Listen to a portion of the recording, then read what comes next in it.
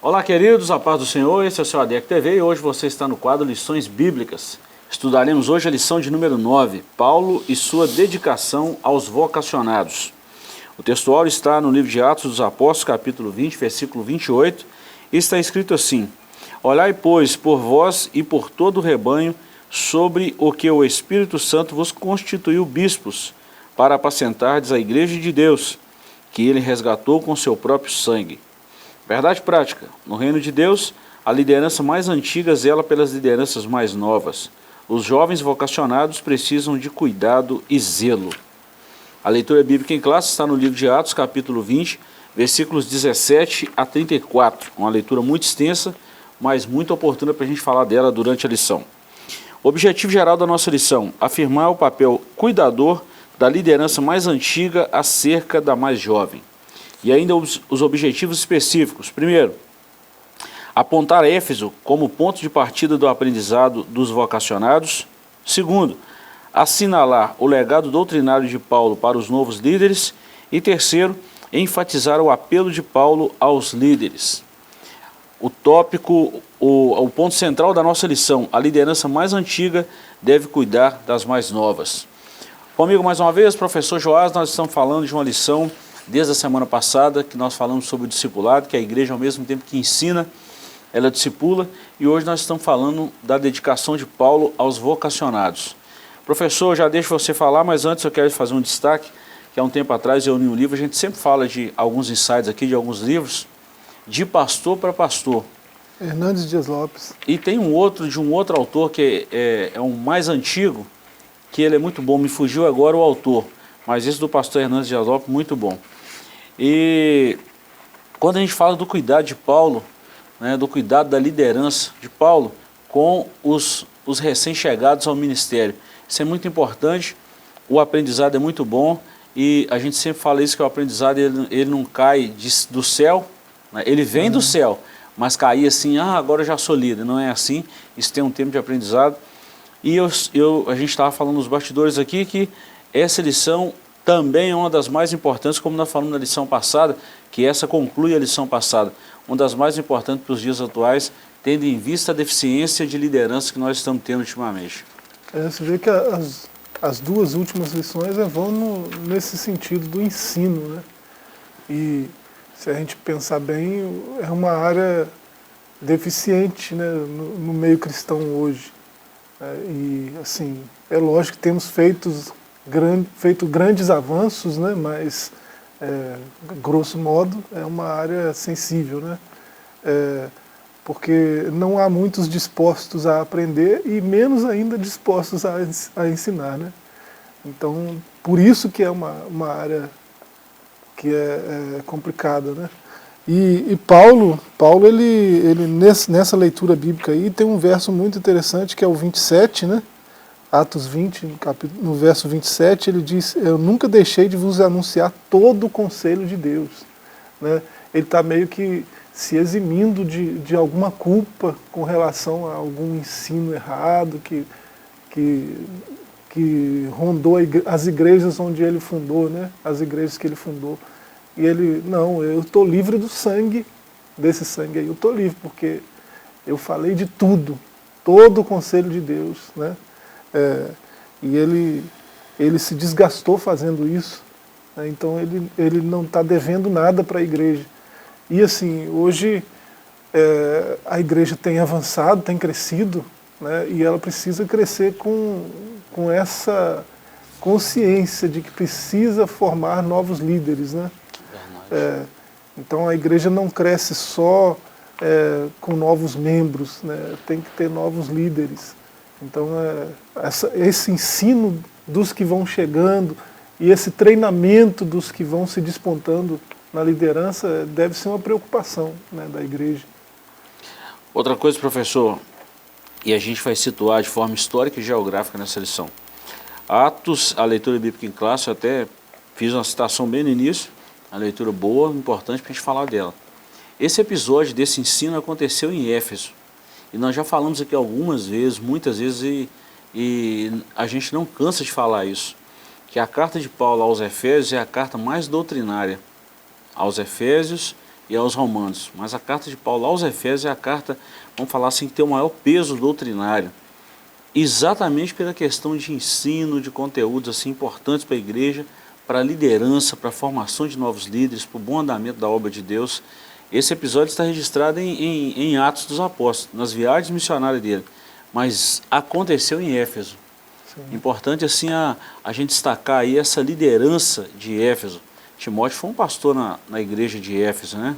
Se você vê isso aí, a leitura que está em Atos 20, mas quem quiser ter um contexto bom deve ler Atos 19. Muito bom. Né? A terceira viagem missionária de Paulo, né? Lá por volta do ano 53 até o 58 depois de Cristo, e vai ver que ele passou pelo menos 3 anos em Éfeso, né? E ali se tornou um importante centro de formação, né? Se a gente puder chamar assim, né? E Paulo treinou obreiros ali, Timóteo é um desses, né? E você vê a preocupação dele. Você vê as cartas pastorais, né, Timóteo, Tito, né, Paulo se preocupou com essa questão de treinar líderes, né, formar obreiros para a seara. E isso assim, não pode, a igreja não pode perder esse senso de responsabilidade, né, com a liderança, né, não pode perder isso. Por alguns motivos, professor. Vamos citar alguns aqui. Pela necessidade urgente de bons líderes, vamos falar assim, pelo nosso tempo de ministério, que nós não somos eternos aqui nessa terra, né? Nosso ministério passa, hoje nós estamos em atividade, mas alguém antes de nós também esteve, e alguém depois de nós também vai estar. E o líder precisa ter essa visão de futuro, ele precisa ter, ele não pode ficar agarrado a olhar para si próprio e esquecer do tempo que está vindo. Ah, Jesus vai voltar, vai, a gente não sabe quando. E se caso esse tempo de Deus ainda estender um pouco mais, se a gente não preparar uma liderança para o futuro, né? Então a gente precisa pensar nisso. E também pela questão da formação de caráter do líder. Ninguém melhor para treinar um líder do que alguém que já viveu a liderança. Sim. Eu fico assim, de vez em quando eu dou algumas risadas aqui, você sabe do que eu vou falar aqui agora, de vez em quando você solta aí algumas pérolas aí do movimento coach, mas não é que a gente está falando mal, tem muito coach sério, muito profissional bom, tá? E não estou falando mal da profissão não, mas tem muita gente que nunca fez nada e está querendo ensinar. Isso é muito perigoso. Acabou que virou meme, né? A questão assim, ensina bem quem ensina com legitimidade, com autoridade, né? Seja qual for a área de formação, né? Você se sente seguro no seu aprendizado se quem está te ensinando tem propriedade no que fala, né? Sabe do que está falando, passou por essas situações que você está enfrentando, né? Então ele sabe como chegar do outro lado. O coaching mesmo, né, na pureza da palavra, é esse sujeito, esse mentor, né, que já passou por muita coisa e sabe os caminhos, né, para vencer as dificuldades com mais facilidade. Só que o negócio ficou banalizado, né? Isso. Aí que está o ensino deficitário. Nossa preocupação com o ensino hoje está aí. Né, no fato de que tem muita gente querendo ensinar, mas sem ter a vivência, sem ter a experiência, sem ter o conhecimento.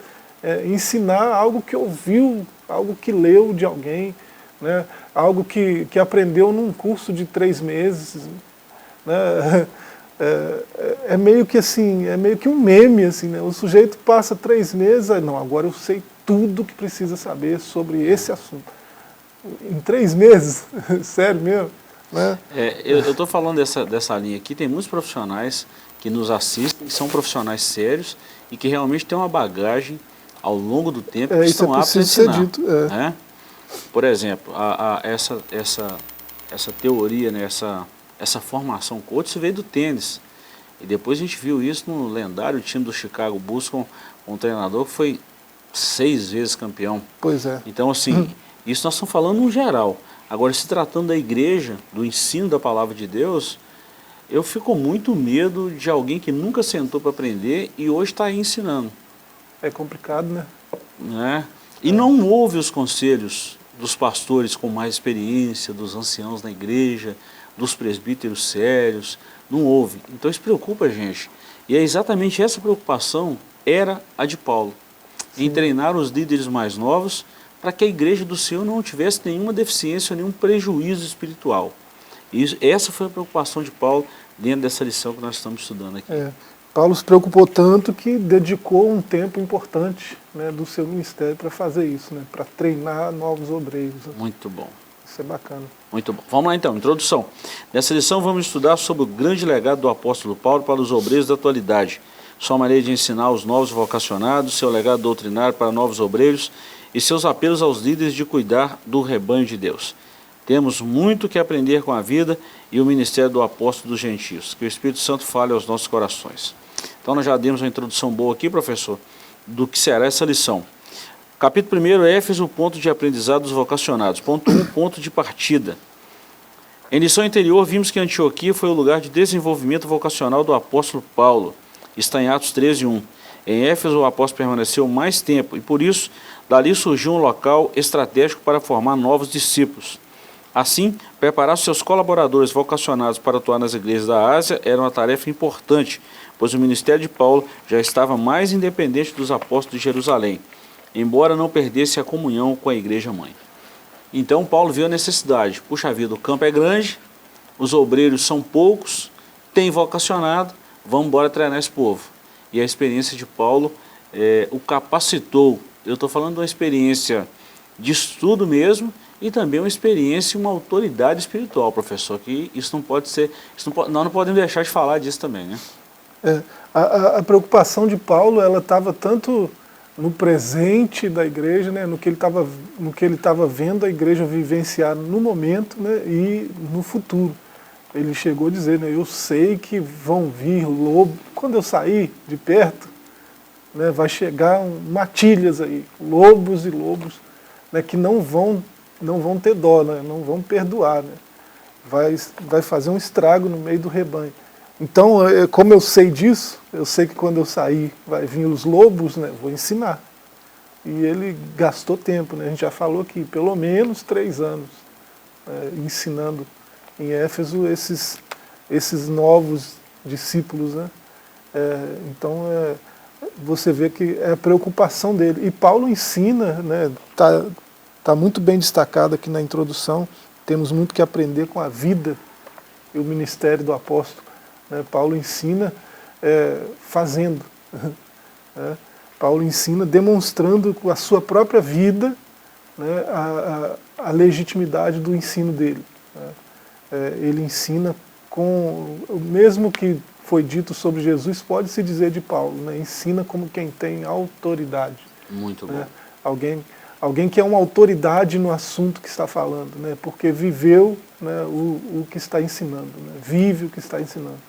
Esse é o mesmo estilo de ensino do apóstolo. Né? Muito bom. Paulo não tinha só a parte teórica, né, professor? Ele tinha a parte prática, o exemplo. Pois é. Então, ele, ao mesmo tempo que ele fazia, ele estava ensinando. Isso é muito bom. E a gente vê isso no livro de Atos, né, principalmente do capítulo 9 para frente até o capítulo 28, nas viagens missionárias, na sua viagem para Roma. Vemos isso nas 13 epístolas que ele escreveu, o cuidado de Paulo com a igreja, com a liderança mais jovem. E um negócio que eu fico fascinado em Paulo é que ele acreditava na liderança jovem, tá? Pois é. O que ele diz para o jovem obreiro dele, né? Ninguém despreze você, né, sua vida, pelo fato de você ser jovem, né? Então, ele não via isso como uma dificuldade, uma barreira. Os jovens têm muito a ensinar também. Né? Eles têm muito que aprender, fato, eu também tenho muito que aprender. Né? Mas eles não têm nada para ensinar, mentira. Né?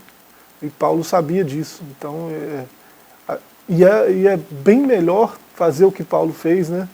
Seguir esse exemplo, treinar, já que eu tenho que treinar obreiros, vou treinar desde cedo. Né? Porque você treina um obreiro jovem, ele está com toda a força para trabalhar e a seara é grande, os trabalhadores são poucos, então vai precisar de bastante força, né, para trabalhar. E nada melhor do que jovem, cheio de vitalidade, né, para ser treinado para essa importante obra, né? Professor, só dá uma olhadinha no Antigo Testamento e ver como as famílias judaicas ensinavam os seus filhos, a responsabilidade da família em ensinar e doutrinar os filhos. Pois Só é. dá uma olhadinha nisso aí. É. Ah, eu não quero ir na Bíblia não, então pode ir nas culturas orientais como Japão, China, ver como é que ele cuida dos filhos, como é que essas nações cuidam dos filhos e discipulam as crianças desde cedo. Aí a gente vê a mentalidade de um japonês, de um chinês com relação à economia, ao patriotismo, às suas crenças, e olha nós, né? a ética. A ética oriental, salvo algumas exceções que a gente não precisa nem mencionar, né? Uhum.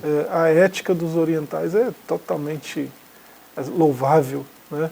Nós tivemos um vislumbre aqui, né? Teve aqui eventos no Brasil recentemente, né? Olimpíadas, Copa do Mundo, né? Normalmente, quando tem só brasileiros no estádio, termina a partida, o estádio fica vazio, mas cheio de lixo. Vazio de gente e cheio de lixo, né? Quando tinha eventos na Copa, nas Olimpíadas, onde esse pessoal estava na plateia, terminava a plateia vazia de gente e de lixo, né? Você via japoneses lá, né?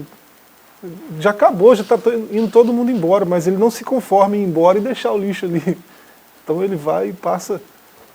Olha só que É um que exemplo, coisa, né? E Paulo tinha essa preocupação, professor, em ensinar esses mais jovens. Ele ensinava, ele ouvia os jovens, ouvia Timóteo, porque o jovem tem uma força que vamos falar, os anciãos já não têm mais.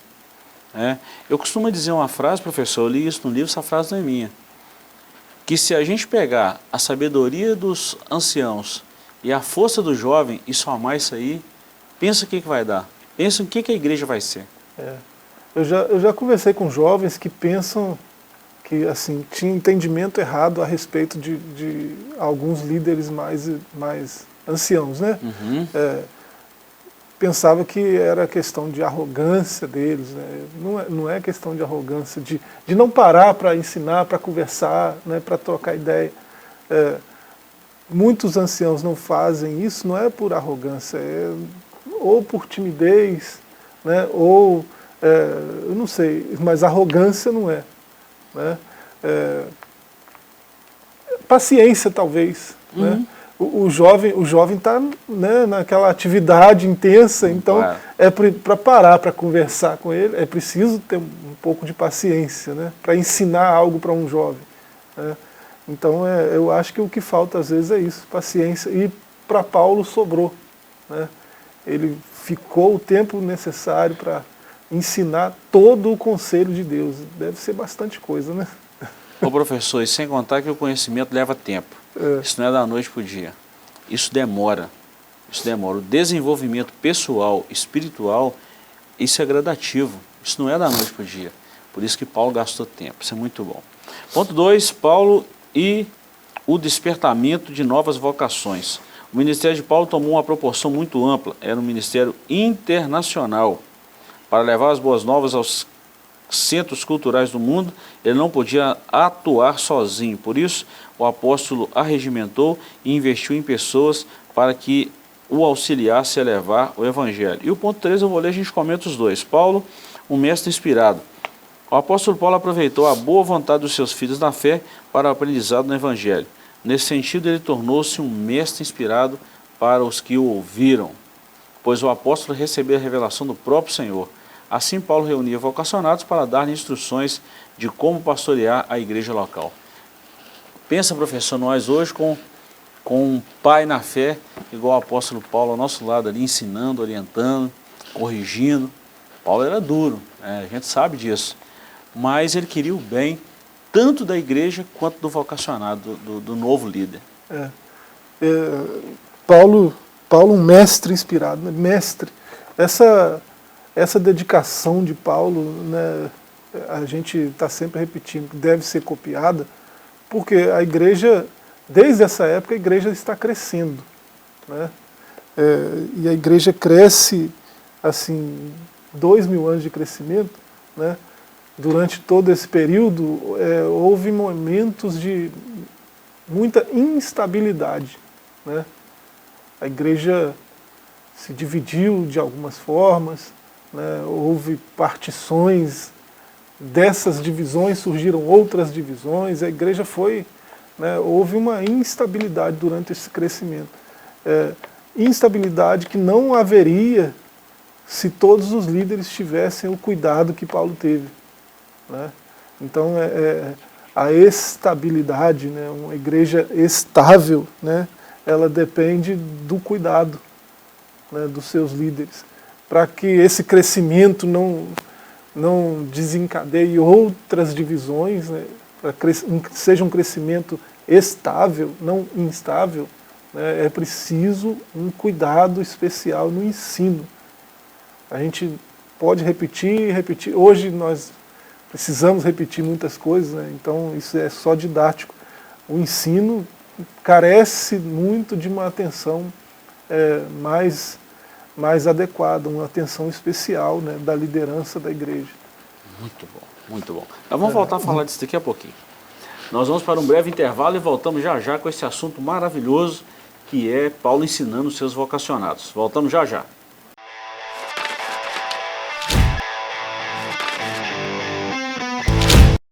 Olá a todos! Hoje eu estou aqui juntamente com o pastor Gilberto para falar da nossa campanha de final de ano. Está chegando aí o Natal, uma data muito importante para nós, e nós temos um objetivo esse ano, Carol, de deixar o Natal dos nossos irmãos e de muitas famílias muito mais feliz. Nós estamos com o objetivo de arrecadar, angariar 150 cestas para o Natal desse ano.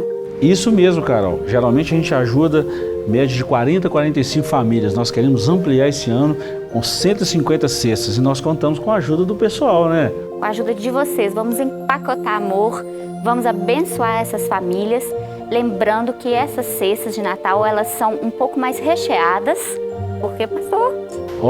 É Natal, uma data importante, a gente sempre faz isso com muito carinho. Vamos lá, vamos ajudar. Vai aparecer algumas contas aí no seu vídeo, faça a sua doação e venha com a gente nesse momento gostoso que nós estamos vivendo. Lembrando que é qualquer valor, você já está abençoando essas famílias e que Deus os abençoe poderosamente e vamos transformar o nosso amor em ação.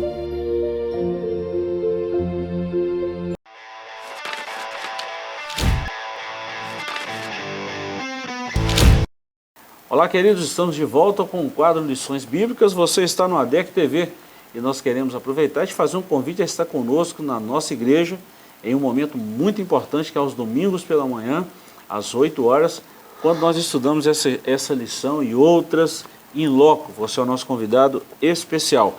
Um abraço a todos os nossos amigos, irmãos em Cristo, pessoas que nos acompanham toda semana. Deus te abençoe de uma forma muito especial. Professor, nós encerramos o bloco anterior falando que o ensino hoje carece de bons mestres.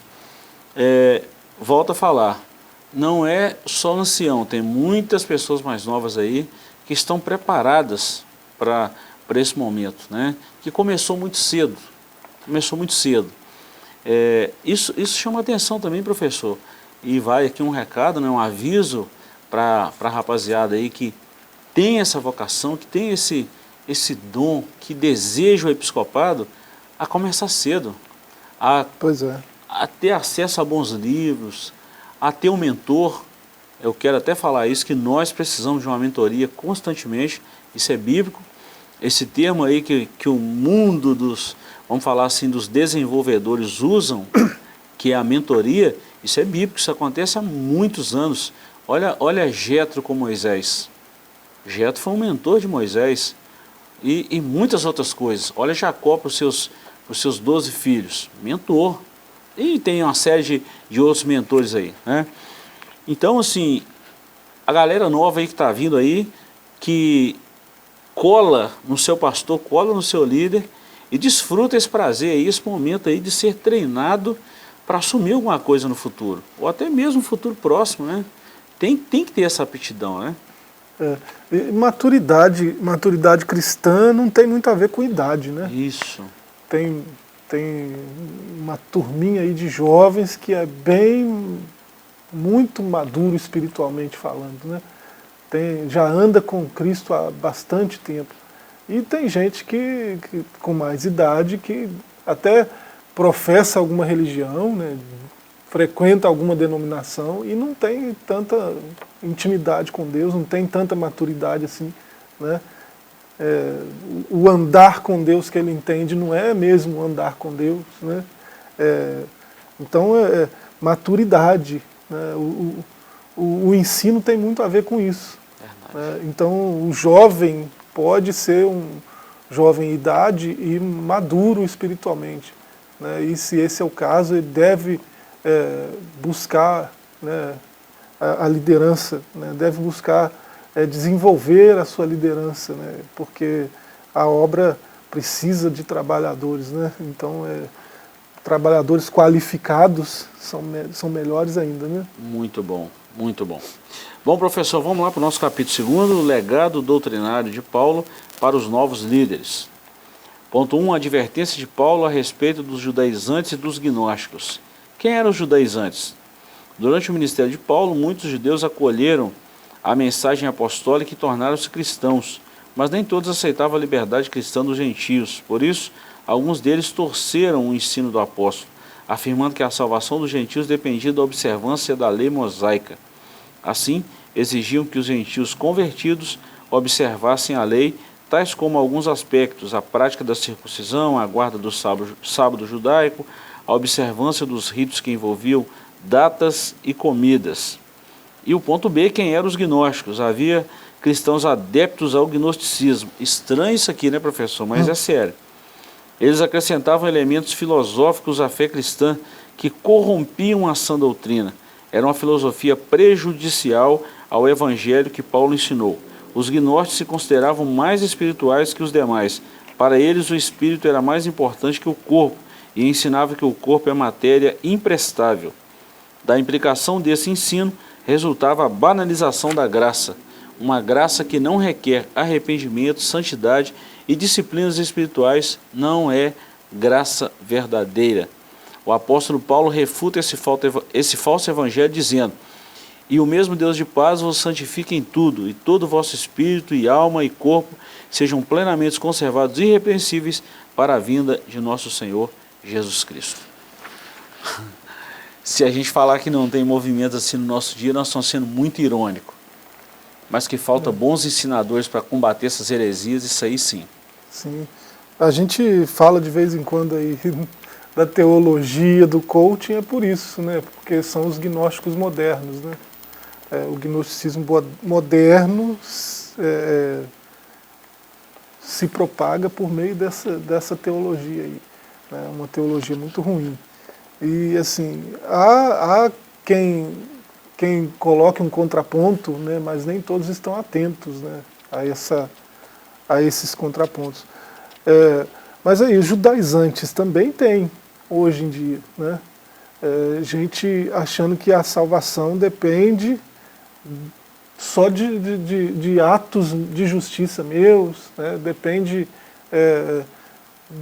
do quanto eu tenho cumprido a lei, né? Então, também os tem hoje, né? A igreja também os tem hoje. Tanto judaizantes quanto gnosticistas, né? Gnósticos. E aí o ensino puro da Escritura, o ensino genuíno da Escritura é que joga por terra esses ensinamentos falsos, né? Por isso que a gente deve voltar à palavra, voltar à palavra, ensinar o que a Escritura diz, né? Do jeito que Deus inspirou, né? Sem argumentos humanos, sem filosofias, sem mistura, né? O Evangelho puro. Então a gente precisa voltar a esse ensino, porque judaizantes eram aqueles judeus convertidos, né? Que por serem judeus devem sim continuar circuncidando, devem sim observar. Os sábados são ordenança perpétua para os judeus, né? Mas eles começaram a olhar para a liberdade que os gentios têm, né? E falaram: não, vocês Vocês não podem servir a Cristo desse jeito aí, tem que servir a Cristo igual a gente serve. Aí apontar o dedo para o outro e dizer o que o outro tem que fazer também é um problema, né? Porque Cristo chamou os gentios, né, para a liberdade. Né? Cristo não impôs a lei ritual aos gentios. Isso é para os judeus ainda. Né? Para os gentios está imperando a lei moral, por isso que nós temos o Antigo Testamento ainda. Né? Por isso que Deus preservou o texto para nós. Né? Por isso que o texto tem sido traduzido do hebraico e do aramaico para vários idiomas mundo afora. É obra de Deus, para que a gente aprenda a lei moral. Né? E essa ainda está em vigor. E os gnósticos, Deus é espírito. Então tem uma divindade que é totalmente transcendente, não se envolve com nossas questões, porque ele sendo espírito não viria comunicar com carne, que é algo totalmente depravado. Né? Então Deus está lá e a gente está aqui. Né? Mas tem uma parte nossa que um dia vai voltar para ele. Mas essa carne aqui não tem jeito não.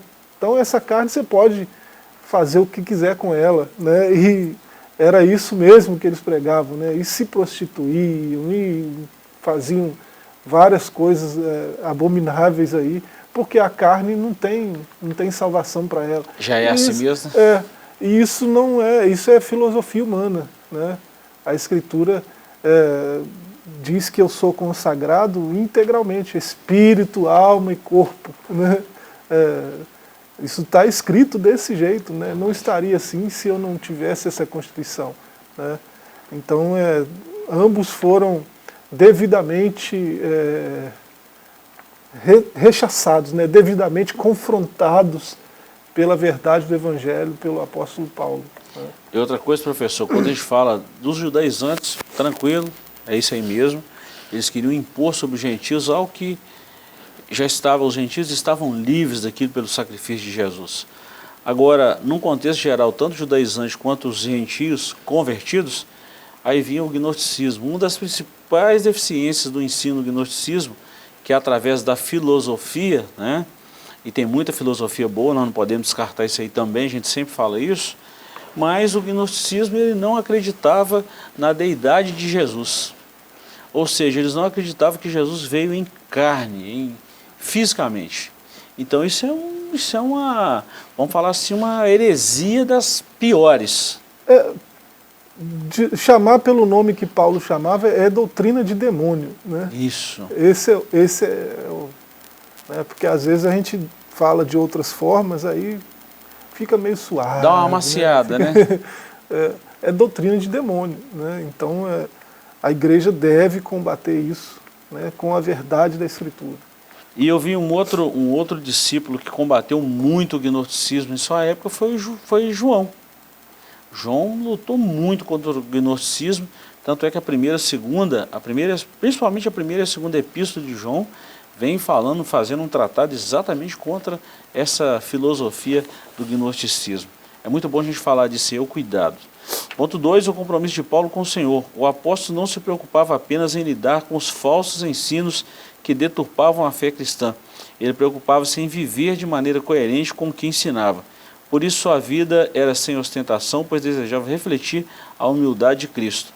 É interessante, professor, que hoje eu preciso falar disso, e como ensinador cristão a gente sempre fala isso, que muita gente hoje está ostentando através das mídias. A mídia é boa? Claro que é. Olha a ferramenta que a gente está usando agora para levar a palavra a centenas, milhares de pessoas. Mas a gente precisa ter muito cuidado com isso aí, porque senão daqui a pouco a igreja passa a ostentar, eu passo a ostentar, e como diz um filósofo, né? Ele fazendo estudo das religiões, ele falou assim, olha, quanto mais eu estudo religião, mais eu descubro que muitos homens adoram a si próprio. Falta coerência, né? É a palavra, né? Às vezes a gente diz que está adorando a Deus, né? Mas a gente vai no culto por causa de nós mesmos, né? Eu vou no culto não é para falar com Deus, cultuar a Deus, não é para ouvir a voz de Deus. Eu vou no culto que é para eu me sentir bem, para eu ter uma experiência social bacana, para eu ouvir música boa. Então, o culto é para mim, no caso, né? Então a gente se engana às vezes com essas coisas, falta coerência. A gente fala uma coisa e busca outras coisas, né? A gente tem um discurso e na prática a gente está buscando o oposto daquilo que a gente fala. E a gente precisa ter cuidado com isso, né? Eu vou falar um texto, um versículo, um texto que Jesus falou e aplicou aos fariseus e aplica a nós hoje. Todo tempo, a palavra de Deus é viva, né? Errais por não conhecer as Escrituras, e Jesus foi um pouco mais longe, nem o poder de Deus. A falta de conhecimento das Escrituras e essa vanglória humana, essa ostentação, isso traz um prejuízo muito grande a novos... Tem muita gente boa, viu, professor? Muita gente que a gente vê esse perfil de liderança, mas que está ostentando muito e que está vivendo uma vida que não condiz com aquilo que está falando, está ensinando. Eu vejo muita gente pregando e falando, e a gente precisa vigiar nisso, porque senão a gente, eu como ensinador, como pastor, muitas vezes eu preciso fazer uma visão introspectiva, porque senão eu caio nessa cilada, de falar uma coisa e viver outra. Eu preciso conhecer, né? Jesus estava falando essas palavras aí, conhecer a Escritura e o poder de Deus, com gente que citava de cor, né? Aí, o que você quer? Bereshit? De cor, né? Então, o conhecer que ele está falando não é de saber o texto, né? Exatamente. Dessa capacidade de memorizar o texto, explanar. Não era isso, ele estava falando de um conhecimento mais profundo. Né? Vamos falar de um relacionamento. Essas palavras têm um sentido, elas foram ditas num sentido. Então, para eu acessar esse sentido, eu tenho que acessar quem disse. Né? Então, as palavras de Deus são palavras de Deus quando ditas no sentido que Deus disse. Pronto. Então, para eu saber o sentido, eu tenho que conhecer a Deus. É desse conhecimento que Jesus estava falando. Exatamente. Né? E a gente corre esse mesmo risco de viver décadas da nossa vida dizendo que anda com Deus e sem conhecê-lo. Longe de Deus, né? E adorar um Deus, cultuar a um Deus sem conhecê-lo é a mesma coisa que idolatria, não tem diferença nenhuma. Né? Estou adorando quem eu não conheço, né? O diálogo de Jesus com a samaritana, né? Lá em João 4. Né? Vocês adoram quem vocês não conhecem. Então, né? Os samaritanos são idólatras, que adoram a um Deus que eles não conhecem. Verdade. O discurso de Paulo, né? Ao Deus desconhecido, né? Quando ele toma aquele altar ao Deus desconhecido como uma isca, né, para a sua mensagem. Então a gente precisa ter esse cuidado, né? Conhecer é essencial, né? E aí o ensino é importante, né, para mostrar o caminho do conhecimento. O ensino corrige, né? Tanto é que no Japão o único cidadão que não se curva diante do imperador são os professores, porque eles entendem que os professores, os mestres, todos passam por eles, todos. Então é por isso que eu citei essa cultura milenar e de que a gente precisa ressaltar alguns pontos positivos que servem para nós. Professor, nosso tempo está chegando ao final, deixa eu dar uma sintetizada aqui nesse capítulo 3º e a gente encerra aqui. Paulo apela aos líderes, ponto 1, sobre o desprendimento do obreiro para realizar a obra de Deus, ponto 2, sobre o cuidado pessoal do obreiro e ponto 3, sobre a ameaça de lobos cruéis no rebanho de Deus. Aqui o apóstolo fala sobre o desapego material na vida do obreiro, esse ponto 1, o desprendimento. Não ser pesado a ninguém. Né? Não ser ganancioso, porque tem muita gente aí que hoje, infelizmente, está vivendo aí de receitas de igreja, cobram caro para pregar, isso aí Paulo era contra e a igreja precisa ser também. Tá? O cuidado pessoal do obreiro. Olhar por vós mesmos. Precisa fazer isso. Como que é o comportamento social? Como que são os diálogos que você tem? Né? Como que é a sua apresentação? Né? E engraçado que o próprio Jesus se preocupou com isso também, né? Pois o que dizeis os homens ser o filho do homem? Reputação, né? Precisa. E sobre a ameaça de lobos cruéis no rebanho de Deus. Eu gosto muito de uma frase que você fala: com o lobo não tem conversa não. Vão vir lobos aí, toma aqui as pedras, né? É o que Paulo está fazendo. Eu sei que quando eu sair vão vir lobos cercar vocês e eles vão ser cruéis, impiedosos com vocês. Então toma aqui as pedras para você se defender, porque lobo é com pedrada na testa, né? Não tem conversa, né? Então o que Paulo está fazendo, ficando 3 anos lá em Éfeso para ensinar, é dando as pedras para quando os lobos vierem, né, serem bem recebidos, né? Serem bem recebidos, boa. Boa. É isso. Ô, professor, sobre essa questão de obreiros, Paulo dá uma aula disso aqui a Timóteo, né? E Paulo está falando aqui exatamente com esse jovem líder. Mas a carta pastoral de Paulo a Timóteo tem muito detalhe sobre a conduta de um líder. Sensacional, né? Então, assim... Como ele se portar com as crianças, isso, com os mais idosos, com as né? senhoras, com os carentes, né? Viúvas, órfãos, né? Tem instrução ali de todo tipo, né? Nessas 2 cartas, de como um líder, né? Um obreiro deve se portar com a igreja, né? Como ele deve manejar a palavra, manejar bem. Pois é. Né? Mas para manejar bem ele precisa... Né? Quanto tempo um soldado romano treinava com a espada? Como ele deve cuidar de si mesmo, né? Questão de se exercitar, né? De fazer uma manutenção na própria saúde. Na mente. A mente sadia, né? Buscando conhecimento sadio, né? Bons livros e coisas assim. Tudo isso tem lá nas instruções de Paulo, né? Ele pensou em tudo. Ele realmente transmitiu todo o cuidado de Deus, né? Toda a instrução, né? Verdade. E concluindo, professor, a vida do apóstolo Paulo deixa um grande legado para os obreiros da atualidade. Isso é indiscutível. Isso é fantástico, nós fechamos aqui, né? Legado, né? Legado é um negócio sensacional, né? Muito bom. Nós ainda andamos sob o legado de grandes homens, né? Recentemente aí, o mais recente, Pastor Ari, né?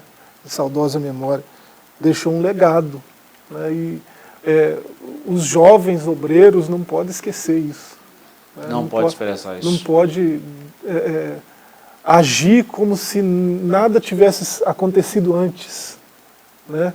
Não, é porque sou eu que faço, sou eu que jogo essa igreja para cima. Não, jovens obreiros, né, devem olhar para trás, olhar para esses homens, né, do passado, e aí a gente entende por que a gente está onde está, né?